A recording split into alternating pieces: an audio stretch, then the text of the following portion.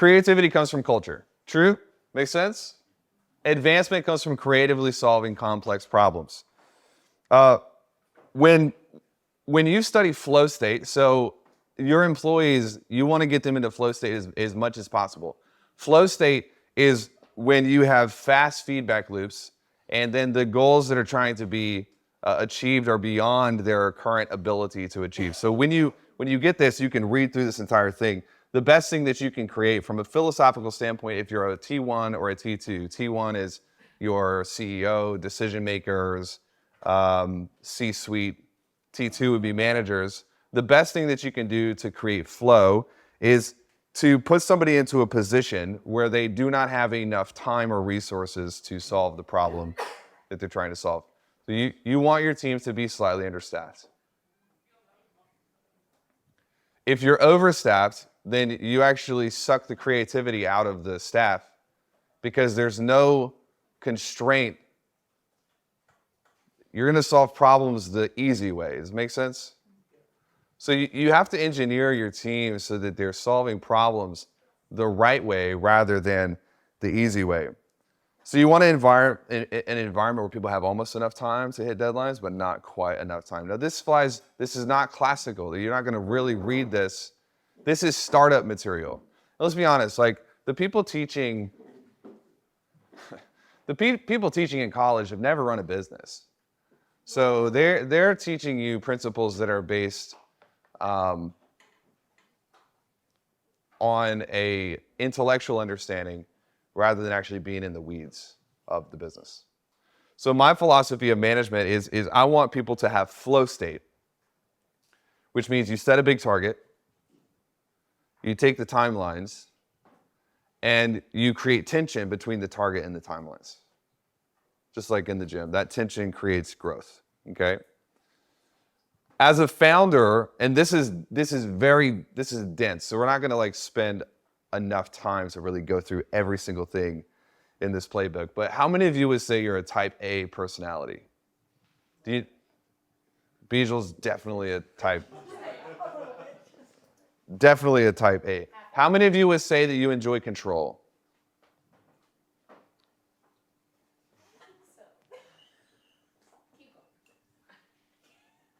The thing with building teams is you're going to lose control. So you have to prepare for that. Like you have to prepare for this dichotomy of, in building a team, I have to work through other people that could really mess up the organization. Somebody in this room actually hired someone, and they mentioned about 2 weeks after they hired the person that person has already replaced them from the business. And so there's a balance here between the ability to give up control and then give people enough time to actually do the job effectively. So Bijel and I were talking about this on the call.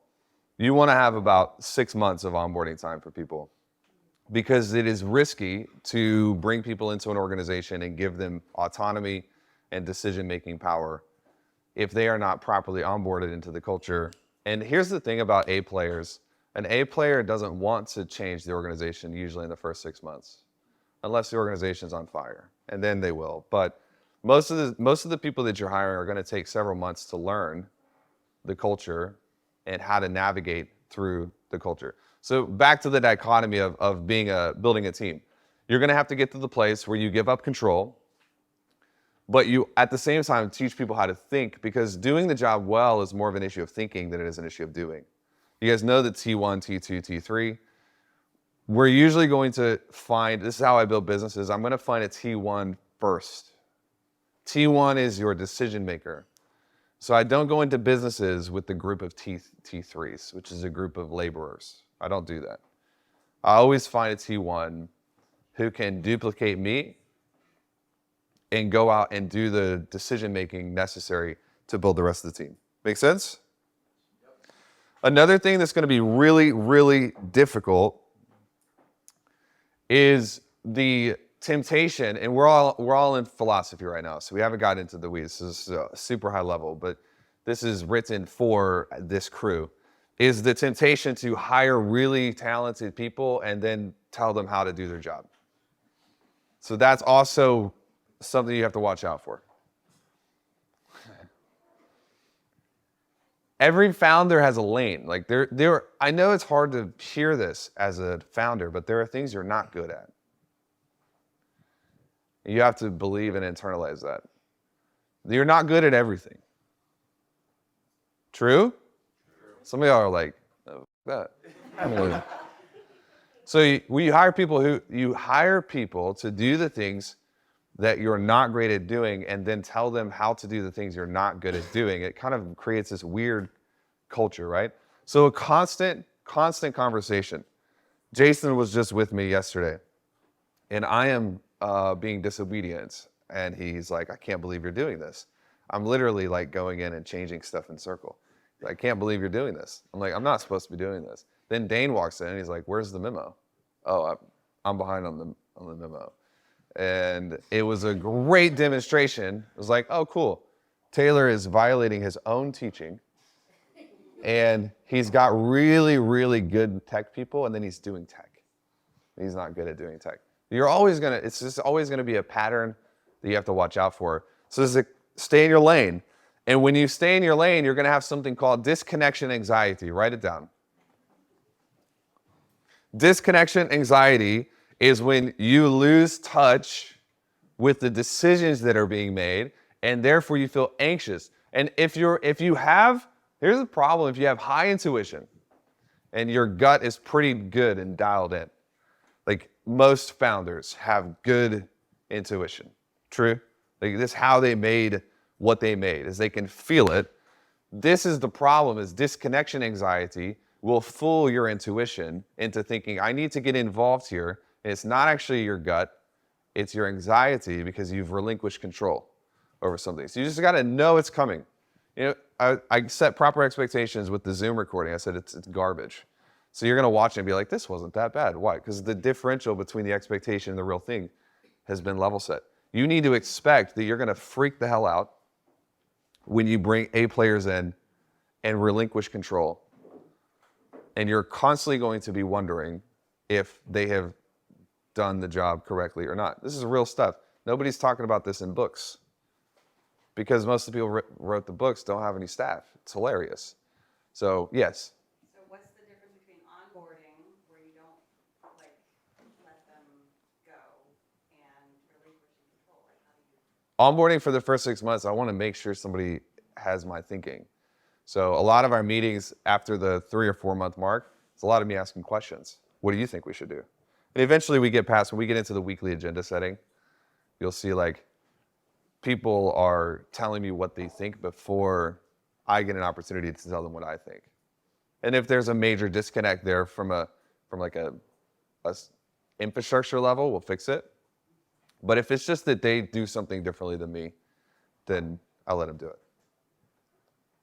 Make sense? All right, so you guys are familiar with the departments, right? You know what finance is a different department than sales, obviously. So you can take the cornerstone departments, let's call it marketing, sales, finance, operations. If you get into a really big tech environment, you've got product development that kind of is in there. So, but let's just take 4 for the purposes of a training, consulting, education business. We have marketing, sales, ops, marketing, sales, ops, finance. Great. Then you take the Rubik's Cube and you flip it to the side and you have T1. Okay. And T1 can be a marketing T1, sales T1, ops T1. Fine. We have to like get this super in our DNA, because people all the time are like, who should I hire? It's like, well, you have 4 departments, and then there are like 3 levels of team. Like this, you need to get this like second nature. So raise your hand right now if you have a T1 in marketing. Great. Raise your hand if you have a T3 in sales. How many of you have salespeople? Raise your hand. All of you have T3s in sales. So it's second nature. You get it kind of, a T3 is a laborer. There's somebody who typically they're on variable compensation, they're not on a fixed level compensation, or they're project specific, or they're retainer based. How many of you have a T2 in operations?